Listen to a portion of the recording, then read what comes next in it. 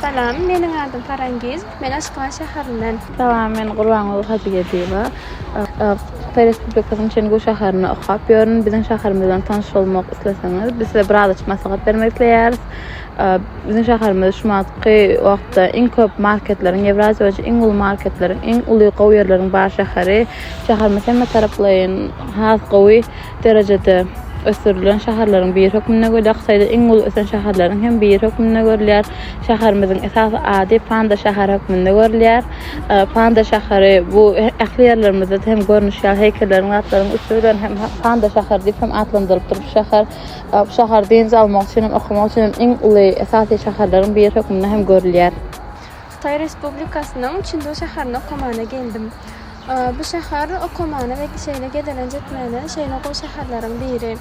Ähli dostlarymyza we ýurtdaşlarymyza Xitay Respublikasyna gedelenje ýermekliklerini arzu etýäris.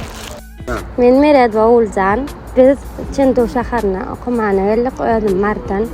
Hem kişama sagat berýän.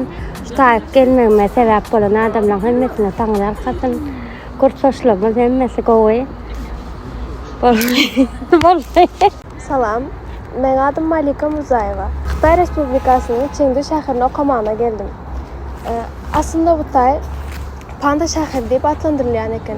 Здравствуйте, меня зовут Гуванч, я из Ашхабада. Мы приехали в Китай где-то 4 или 5 дней назад. Мы приехали, увидели университет. Здесь все такие дружелюбные, китайцы тоже. Это мой не первый город. Я раньше учился в Ханчжоу в 2018 году, но из-за пандемии мне пришлось вернуться обратно. И сейчас я приехал обратно, чтобы закончить мою учебу. Я думаю, этот город очень красивый и, как вам сказать, много зелени, хорошая влажность и хорошая погода. Я пробовал китайскую еду. Она неплохая, но она немного острая, вы знаете. Если вы любитель острова, вы можете приехать сюда. Вам понравится это место. Все тут дружелюбные. Мы живем в общаге для двоих. Она не такая большая, но и не маленькая. Мы можем там учиться. У нас есть тут это тушугуан, это на китайском, это означает библиотека. Мы можем там учиться сколько хотим, да. Там есть все книги для нашей учебы.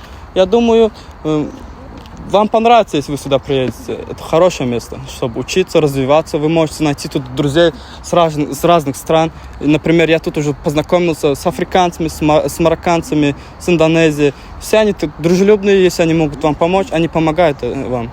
Я думаю, вам понравится, если вы сюда приедете учиться. Я думаю, все. Молодец!